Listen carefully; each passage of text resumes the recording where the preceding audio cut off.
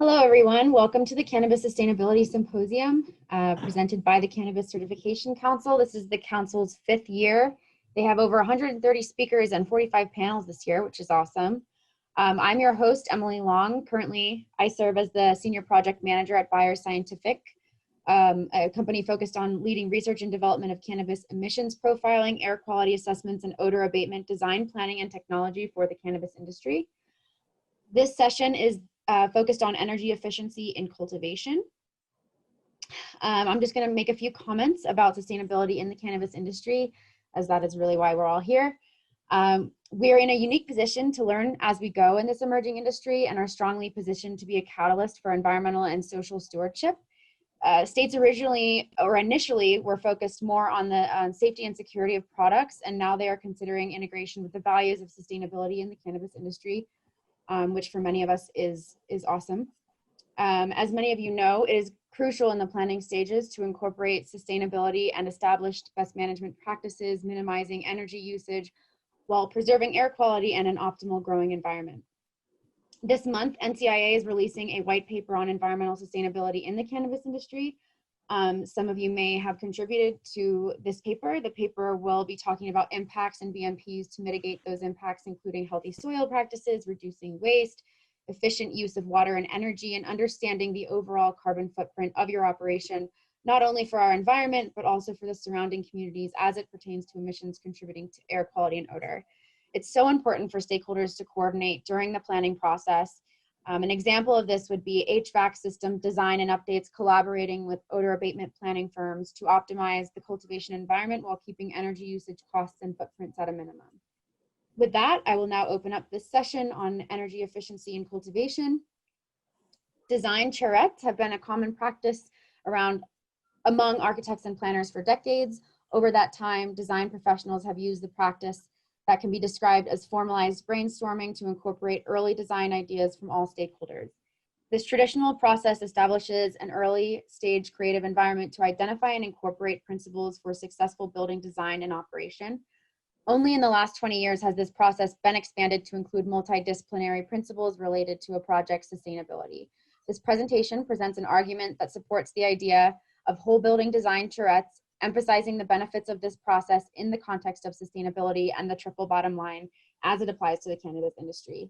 I will now welcome the panelists and thought leaders today, Ryan Wonkel, Jamal Baker, and Corinne Wilder. Thanks, Emily. Appreciate that. Thank you. Hi, everyone. So I think this panel is going to be fairly free form. So if I may, and Emily, just contribute as you see fit. I think it'd be really nice if we get to hear some questions from the audience.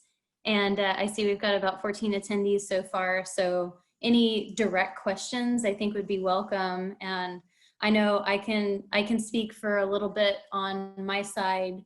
I'm VP of Global Commercial Operations for Fluence Bioengineering. So we're a LED lighting company focused on providing white light and other custom spectra to the field on anywhere from cannabis to vertical farming to greenhouse growers to research environments. So we're really, really focused on what we can do to push this type of research and energy efficiency practices to the market. So one of the things that I'm involved with is the Facility Design Committee with the NCIA, which is helping with that white paper that Emily was talking about before, but also on the Resource Innovation Institute Technical Advisory Committee and the Policy Working Group, as well as there's a new organization out there called the CEADS, C-E-A-D-S. It's CEA Design Standards, which we're working on as well for kind of more of the horticulture side of things.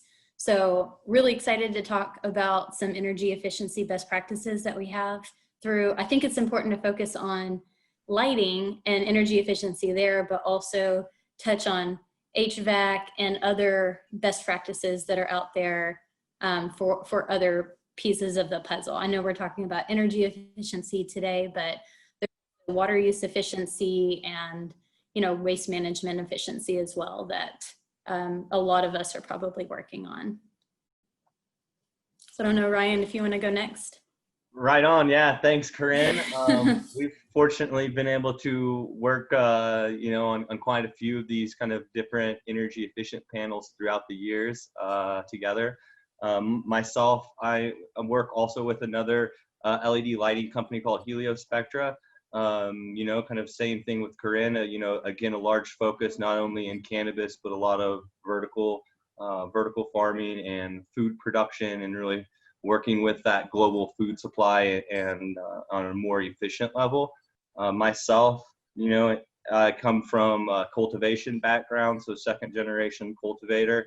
Ran multiple facilities here in the Colorado region from 2009 to 2015 before working with Heliospectra as the cannabis grower liaison.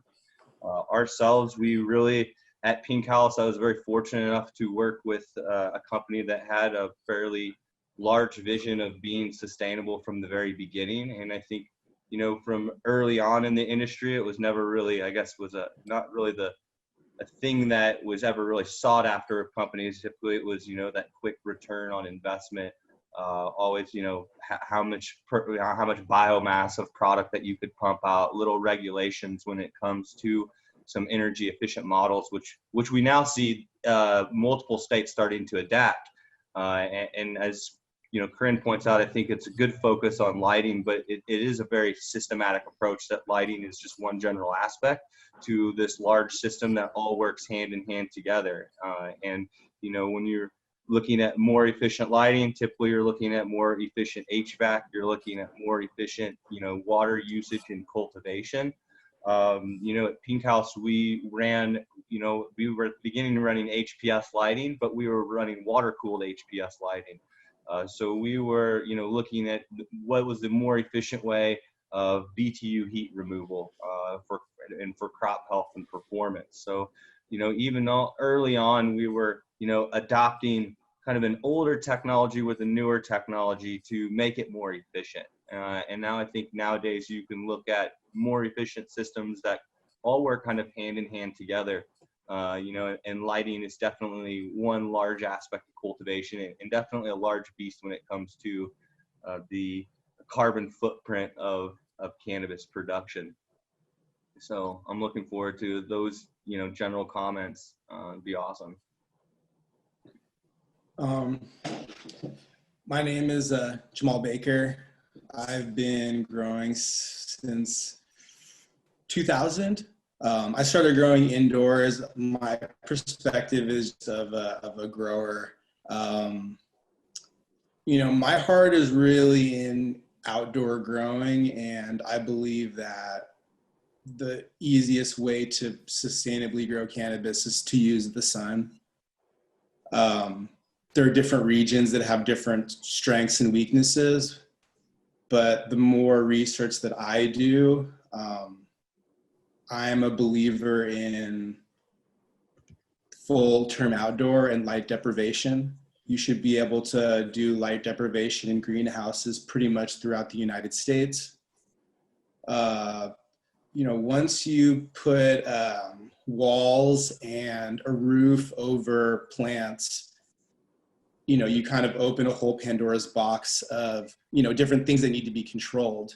And, really from a efficient point of view, the more that you can let nature do its thing, the less inputs that you have to pull.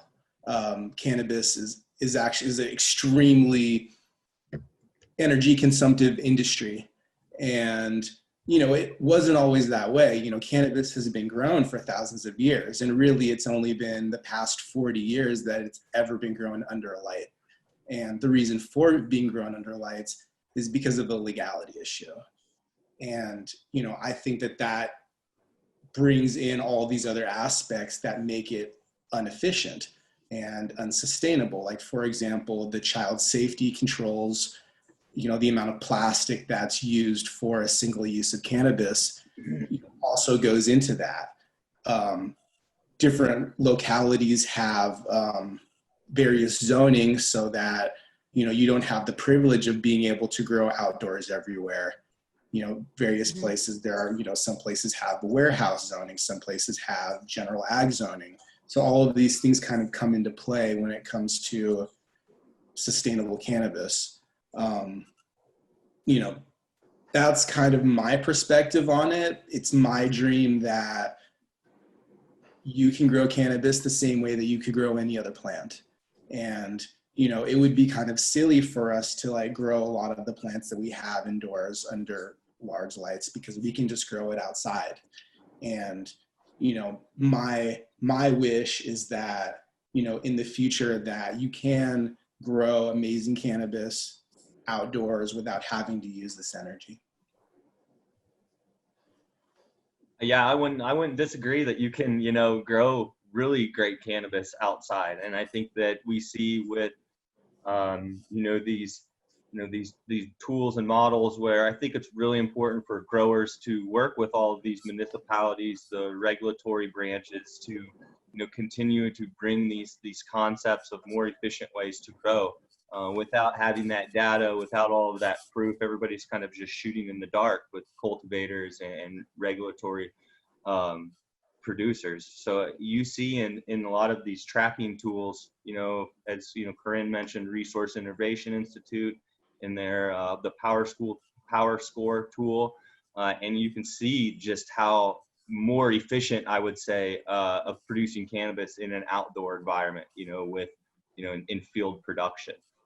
And then I think that there's a whole nother branch of field production and more sustainable field production.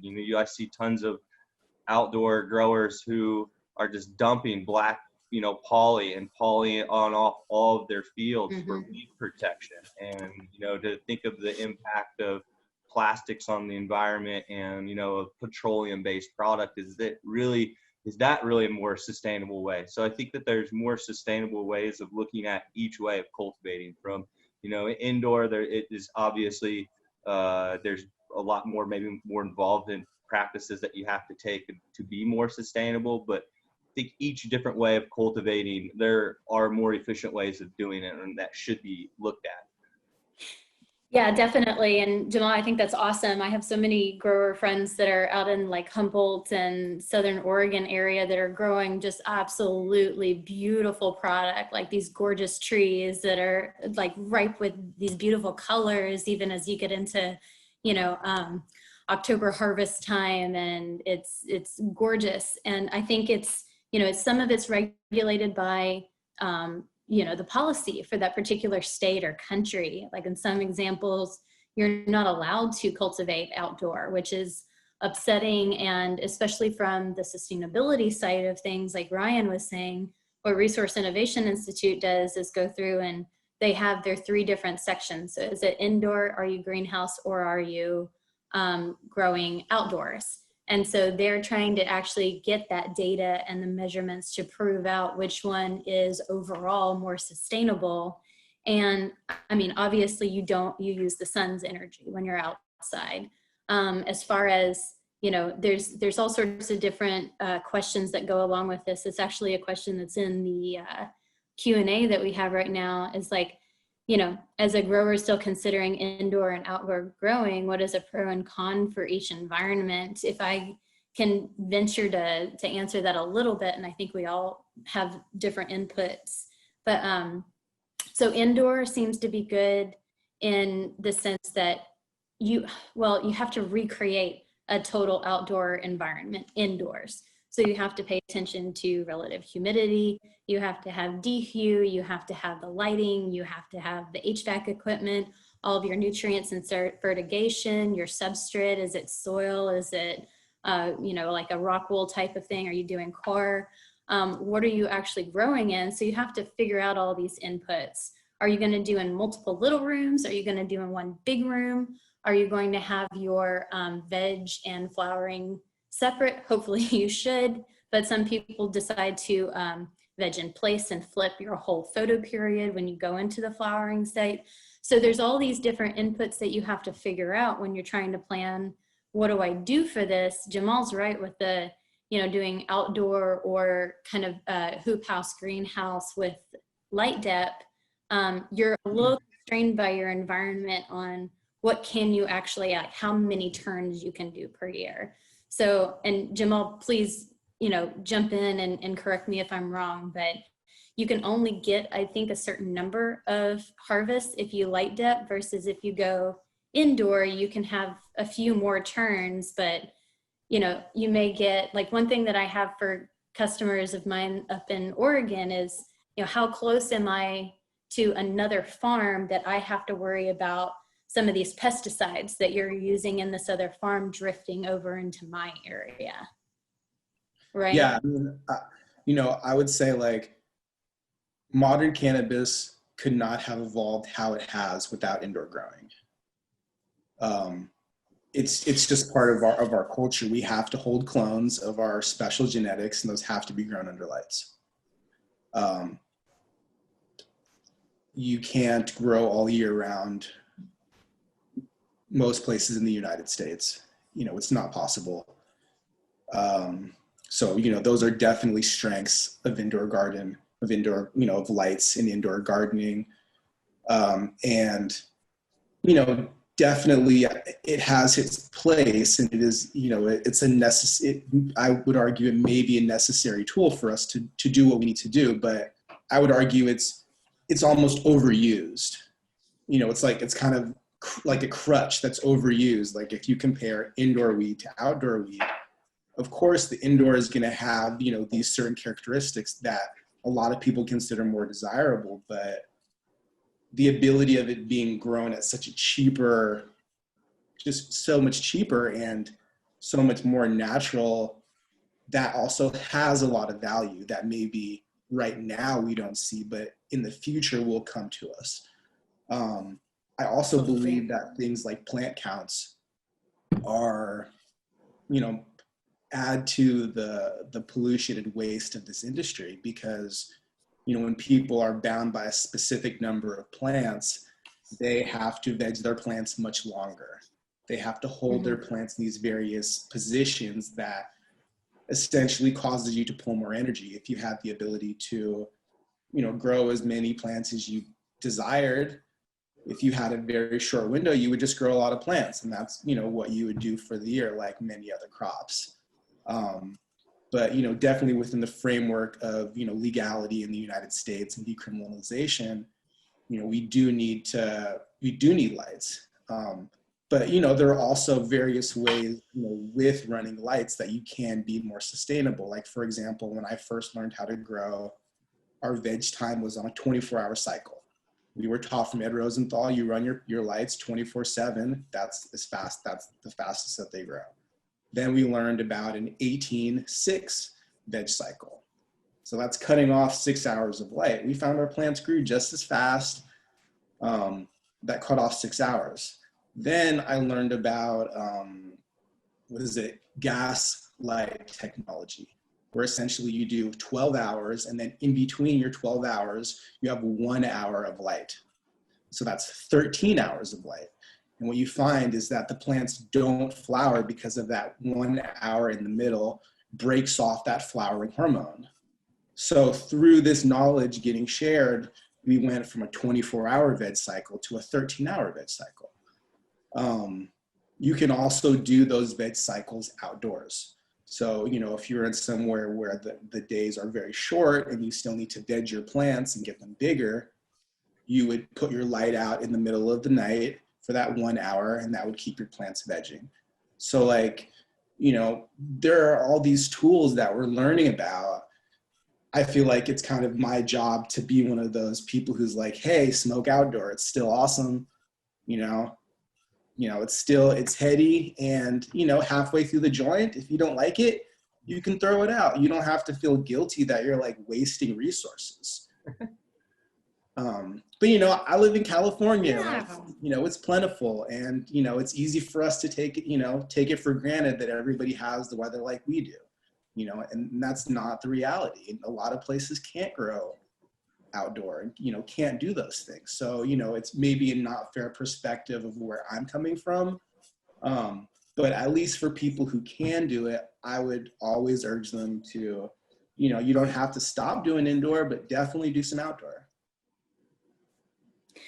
I love that. I grew up in a state park and we had a garden growing up, and not of cannabis, unfortunately, because I live in Texas. And so throwing away a joint sounds like a really bad idea.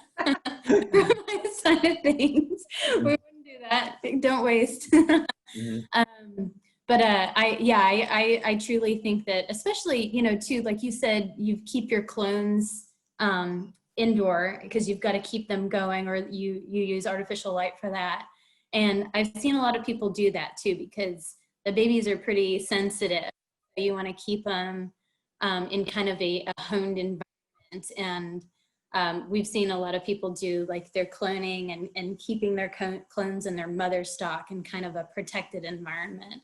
And then moving the rest of them outdoor to containers or to other different applications of technology that people are coming up with now. I don't disagree with you. I think we definitely need to keep that outdoor because we need to show what we can do from a sustainability side of things going towards the industry. Because I'll just say a little factoid. When I go through and I'm talking to utility companies about how much energy is being used, we take a look at it and we say, okay, an office building would typically use somewhere between, let's just make it easy and say 10 to 15 ppfd is what you get in an office building for human lighting. And so when you take that into consideration and you say, well, cannabis in flowering, you know, we recommend somewhere between 700 and 1,000 ppfd. And in that case, it's, you know, a huge scale, more intensive of lighting that you need, and so much more powerful lighting that you would need to light an environment than for human use. So if you take an office building versus a cannabis grow, you just think about the amount of energy that's being used across the United States now for all of these indoor grows. And it is quite a bit more. So if you talk about the whole amount of energy use that's being used for these grows, and even in indoor vertical farming, not necessarily cannabis, the amount of energy being used goes up and up and up. That's why it's so important to have efficient lighting if you do use indoor lighting, because the more energy that you're using, not only, and Ryan can attest to this, and maybe we should talk about this, is that, you know, whether you're using an HPS or an LED, that's a huge difference between the amount of heat that you're putting into the environment that you've also got to take out of that environment. So basically it's, I don't want to say it's waste, because I feel like it's, I'm judging a technology that growers have used for years and years and years, but it is, if you're putting extra heat in to then have to take that heat out, you are wasting it, and you're using more energy to remove the extra energy that you're putting in. In addition to that, you're just using more energy in the first place with HPS lighting. So that's definitely one factor to take into account, is just looking at the total inputs of both wattage and then BTUs to your grow on an indoor basis. 100%. We've seen, you know, just in typical retrofits and, you know, I think basically 50% overall reduction in, you know, utility costs, just in general, I would say, when going from a high efficiency LED, you know, technology from your traditional HPS lighting. And, you know, I think the unfortunate that, you know, the thing that we see, and even with food production, is that the space of land is just currently running out, and with current population trends, and that's where you see these even large scale, you know, outdoor food production moving to, you know, more of high-tech greenhouses, and looking at year-round production, and how that always constantly, you know, adapts with their workflow is super important. But yeah, I think that looking at the energy efficient technologies, if indoor is your route of going, and then, you know, adopting those systems from, you know, automation, is there a, you know, a better way to, you know, do your fertigation in a sense? Is there a more efficient way that you can utilize your watering? You know, I think that we can all, you know, we all agree on, you know, utilizing data to, you know, make some of these driven decisions into your facilities. I think that that's the most important part. There is, a question from the thing that is asking is, what are the three main things that you're looking in a lighting company, I guess, or the three main comparisons.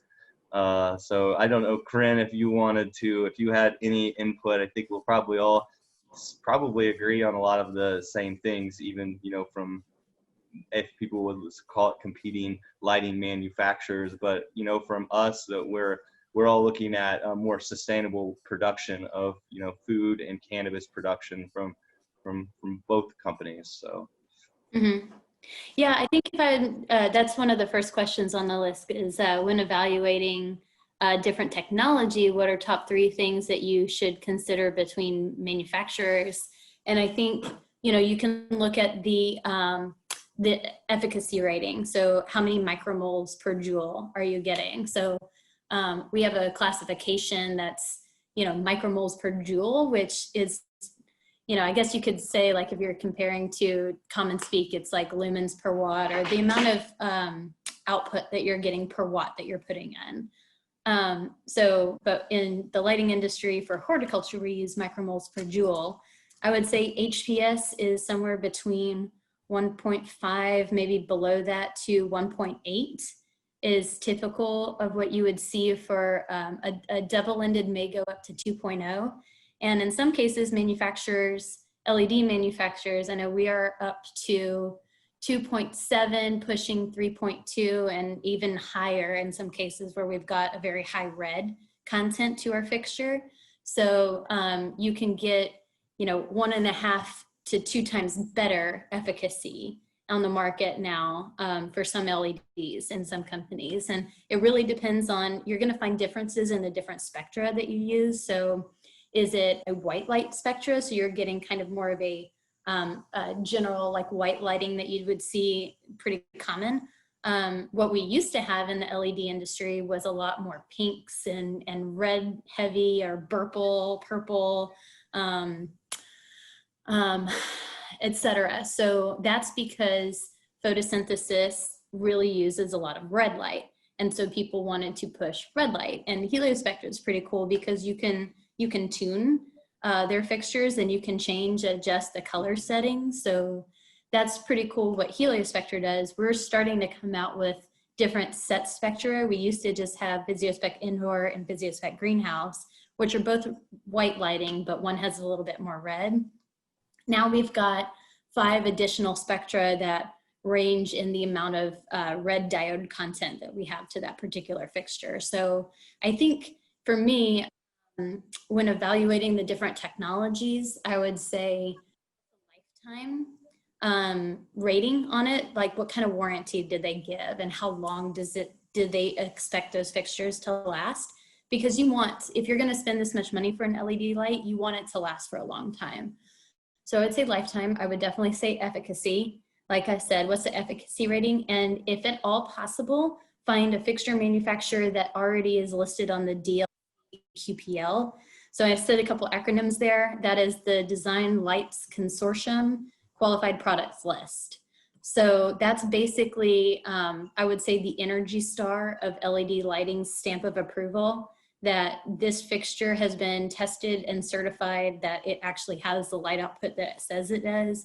It actually has the efficacy that it says it does.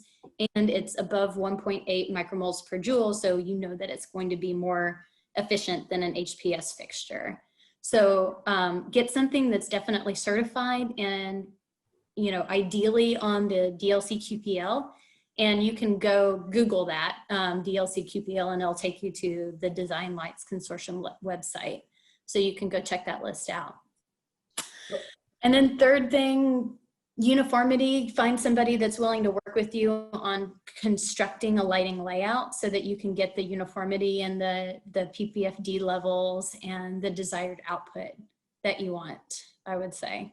It's probably my top 3.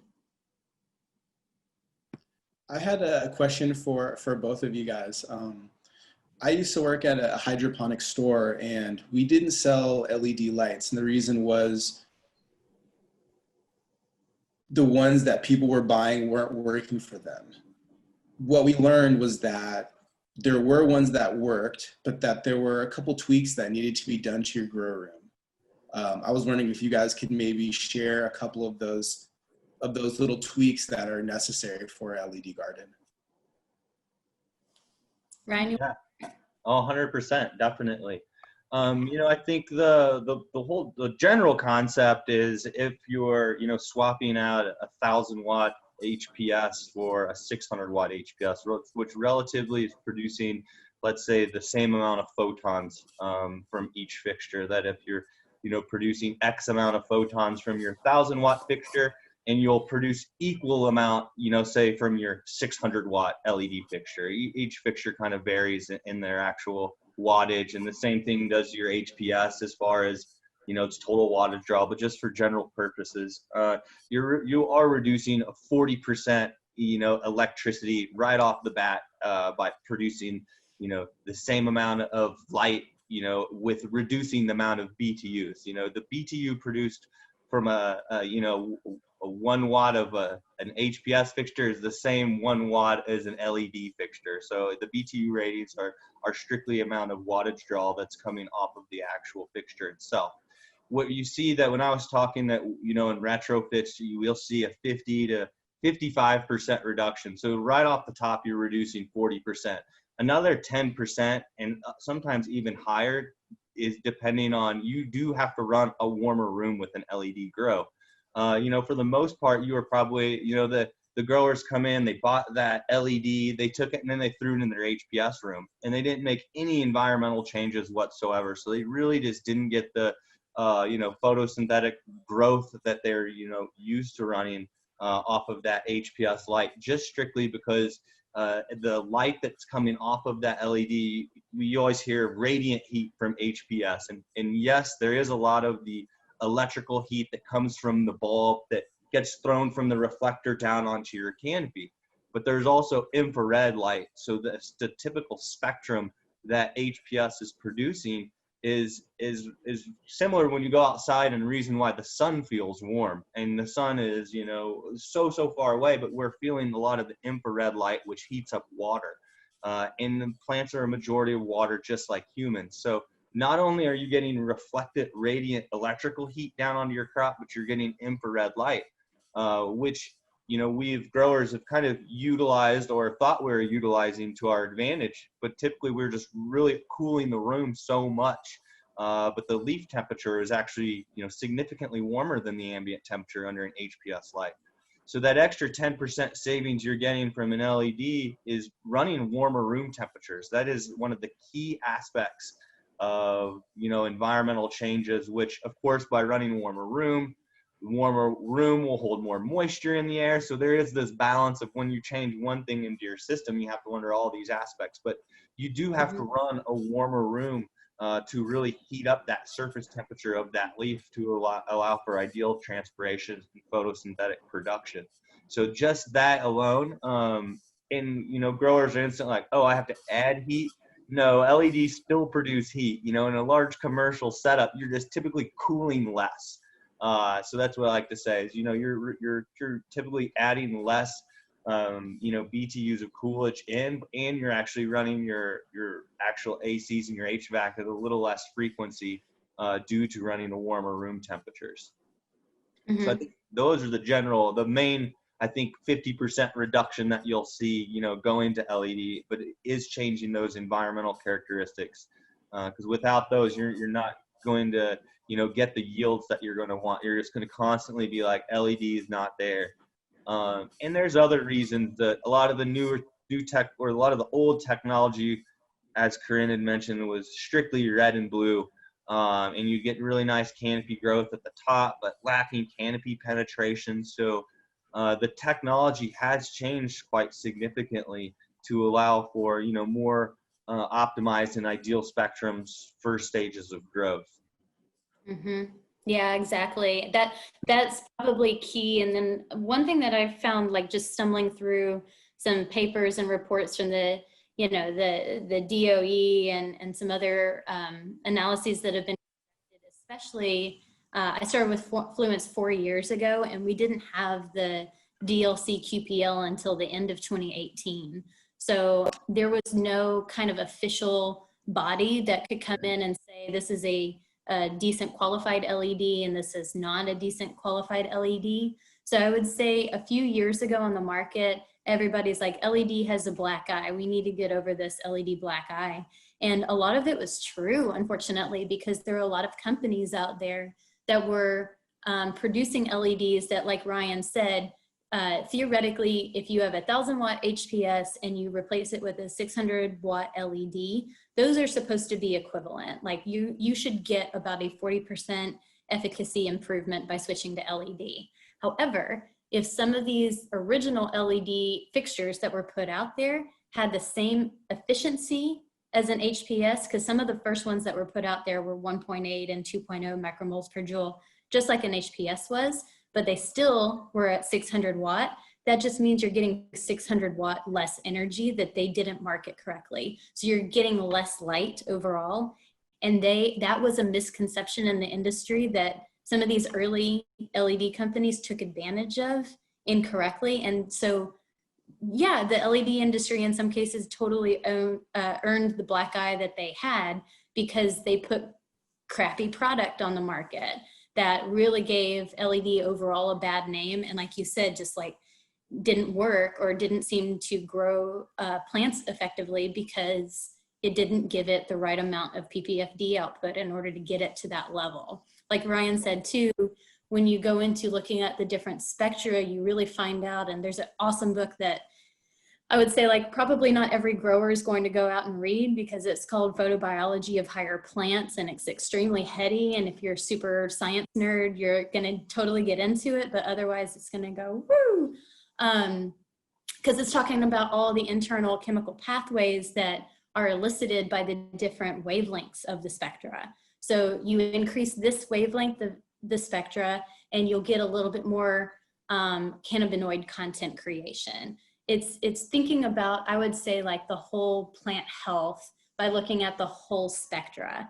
So as you go through the 400 to 700 nanometer range, you have all of these different plant chemotype pathways that are really influenced by the different spectra. And if you leave one of those out, you're really not giving the plant all of the different attributes that it could have from being, you know, more of a full spectra type of offering. So just keep that in mind as well. Yeah, and I think actually really like to hear what you have to say too, Jamal, because if you had customers, you were in a hydro shop and you had customers that were testing it, is what Ryan and I are saying ringing true with you, or did you find other little tricks? Oh no, 100%. That's exactly what it was. It seemed like the rooms needed to be run at a higher temperature. Mm-hmm. There would be some sort of deficiencies due to we could never figure out exactly what it was, but there was always, you know, some fine tuning that still like was to be desired. Mm-hmm. You know, but in general, we found that the newer, higher end LEDs were working for people, and they were happy with what they were purchasing. It was just a higher investment than a lot of people were ready for, and especially in California with legalization, people were kind of moving more towards cheaper cannabis than, you know, than looking to invest in larger grow lights. But, you know, definitely in legal grows, people are using LEDs, are successful. They are able to grow large amounts of, you know, good commercial grade cannabis. So yeah, that's definitely positive. Totally. I want to touch on there's a couple questions in the beginning that were about, do all LED companies offer rebate assistance, and do all utilities offer incentives? So I'll say Fluence offers rebate assistance. We have, like, one of the guys on my team, Brady Nimeth, he actually processes rebates internally too. So for our customers that are coming through, if you're in an area that has a utility that has a rebate, then he will go in and explore that get the design plan, actually do the filing internally, and then that rebate is given directly to the customer. So we don't handle any of we get the rebate, give it back. We just, basically do the paperwork for the customer. So that's a positive. As far as, does every utility provider provide incentives? Unfortunately not. And that's something that has become better, I would say, over the last couple of years. But like, for example, in Oregon, the ETO is offering a $400 LED lighting rebate for residential grows. And that's at the point of sale, that's at the counter, which is pretty cool. But that's one of the first in the country. The only other one that does it right now is Vermont, and through Efficiency Vermont, and they also have a residential rebate at the counter, instant rebate. Everything else is usually for commercial, and you have to file for it before you purchase the lights. So basically, as you're talking to your LED lighting company and putting together your design plan, we would at the same time be starting to communicate with that utility company if they offer rebates. Like Arkansas, believe it or not, actually offers a really good rebate program. It's like 28 cents per kilowatt hour saved, which ends up being somewhere between $350 and $400. ETO is very similar. It's about 22 to 25 cents. Canada offers rebates. Massachusetts does not, unfortunately. So that was because they actually made it law that you have to use it over a certain micromole efficacy. So that almost means that you have to use LED. And if it's a law that you have to use LED, then they don't offer incentives. It's very unfortunate, honestly, because that's still a conversion that is taking place in this industry overall, that people are much more used to it, using HPS than LED. It's good for them because honestly, that's the way that we need to go. We need to be pushing that we use more efficient technology overall, but it's honestly hurt a lot of companies up there as far as being able to get the finances arranged and improved, especially this year with everything's happening, to get financial approval for any sort of financial approval for financing. Is great. So yes, there's different areas of the country that offer it, and there's some areas that don't. So it's so different in different places in the country. So maybe this city in Illinois offers it, but this city in Illinois doesn't. So you almost have to ask individually for each one. We've got a list of, I think when we started building the program out, we had gotten to about 98 utilities across US and Canada that offer rebates and incentives. So just ask, and we should be able to tell you. And a lot of the LED manufacturers should be able to tell you as well. Yeah, as I say, Heliospectra can do the same as well and map that out for you. What I point out is that, as more of these regulations start to branch out, which Illinois is adopting, California is going to be adopting lighting power density. So it will be kind of forcing the hand of growers and also kind of washing up a lot of these energy incentives due just to, it's a law that you're going to have to be able to do it. I think that, we circle back on it. It's, efficiency. A lot of these standards are strictly, electrical efficiencies. And from a grower standpoint, it's very unfortunate because a lot of that has nothing to do with how the crop's actually going to perform. So I think that there's still now a lot of, I don't want to say crap out there, but you're seeing a lot of junk out there. But for, if they're hitting these micromoles per joule, as Corinne mentioned, spectrum has a lot to do with how that micromole per joule is reflected. So, really checking out your spectrum and making sure that it's going to be optimized for your plant performance. The plant is unique in its way of, being able to convert wavelengths of light. HBS is not an efficient way of delivering light to the plant. It's a lot of photons, but the plant is utilizing a lot of energy to be able to convert those wavelengths into, specific needs in the crop. And when it's taking energy to convert those wavelengths of light and protecting itself, you're taking away, potential ways that the plant could focus energy on protecting itself from pathogens, molds, secondary metabolite production. So I think that, now combining a lot of the, electrical data, how it's being utilized in the field with, chemical analysis of the crop and its performance when it comes to protection of pathogens and bugs is, I think, going to be the next level to, really find efficiency. We see agricultural models talking about biomass efficiency, because again, we're looking at the crop's performance in general, and if it can do unique things of making the light utilized in the ways that it needs to grow, but is it the most efficient way for that plant? So again, combining all of these aspects from your cultivation and all of these data checklists are super important. Mm-hmm. Yeah, exactly. Jamal, we have one more question at the bottom. It says, what do you think of greenhouse cultivation? Is it the best of both worlds? Yeah, I mean, I would totally agree that it is the best of both worlds. And, especially as, the price drops for cannabis, people will be forced to find more efficient ways of producing it.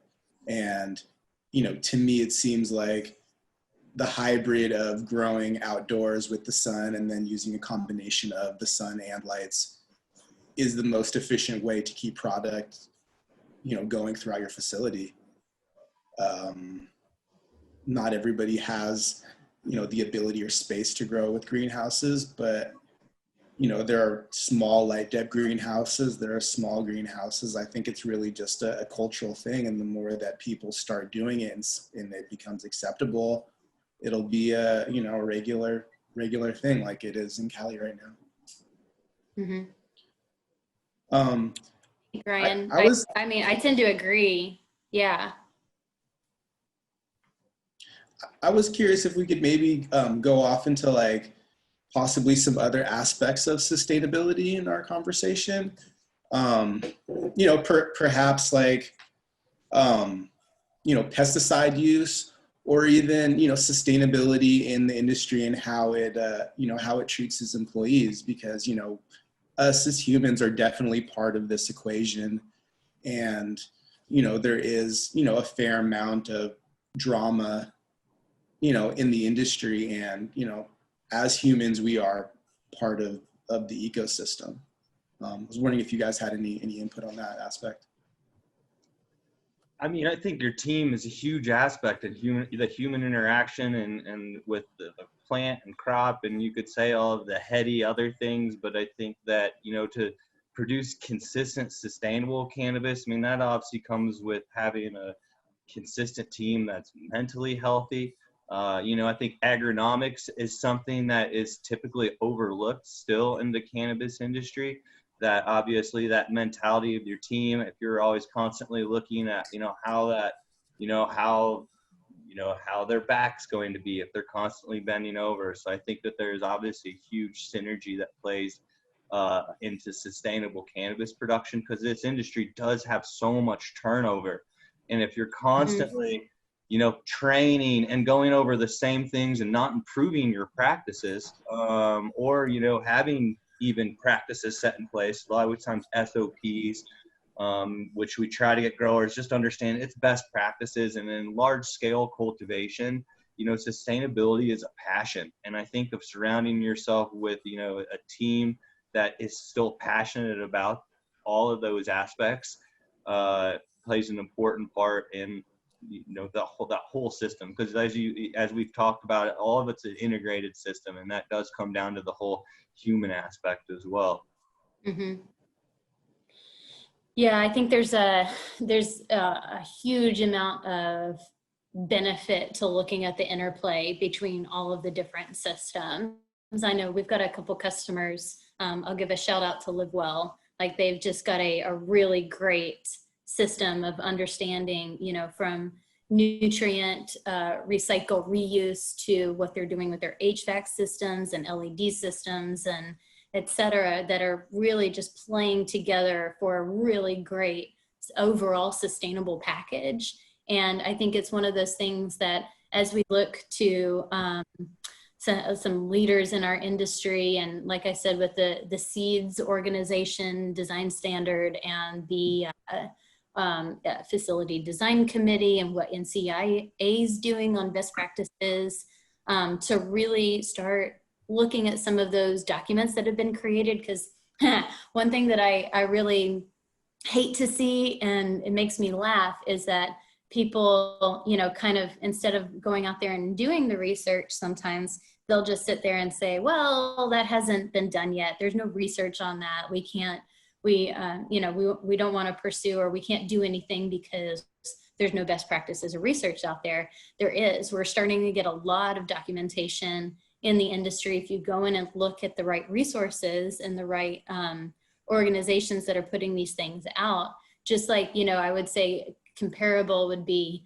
the medical, or some of the politicians against the medical cannabis industry saying, well, there's no research that backs this up and supports it. It's like, are you crazy? There's tons of research out there that you just need to go look at it. There are tons of papers out there that are starting to put some of these best practices all together, to elucidate what's going on out there, and try to make it easier for startups and new growers to understand what their options are.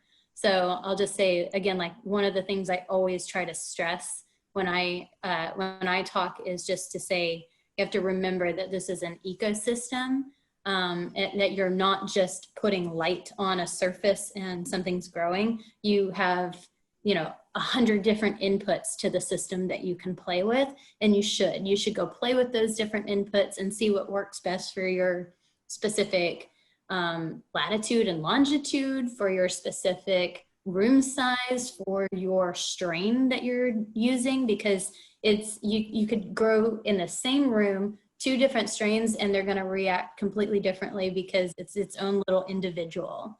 So there's so many different factors to all of this that deserve to be paid attention to.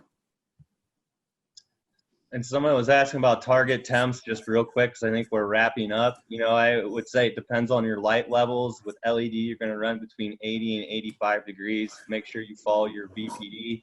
And if you're a traditional grower and you've been growing for a while, you're going to walk into that room and think something's wrong, because it feels different. I mean, it holds more moisture. I walk now into and I was growing for HPS for, you know, over 15 years, or close to 20. So I walk into an HPS room now, and now I feel like it's too cold. So you'll get used to it, but 80 and 85, and don't worry about terpene volatile, because you're actually giving it a better light source. So your terpenes are less volatile under the LED than compared to your HPS. Mm-hmm.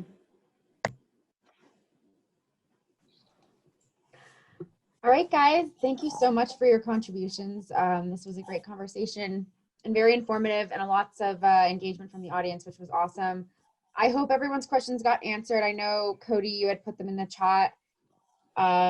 So I'm sure these will be accessible to the panelists to follow up conversations. Yeah, so we'll make sure we get to everybody's questions, absolutely. Thanks again, everyone that joined us, and thank you, panelists, Corinne, Jamal, and Ryan. You guys were awesome.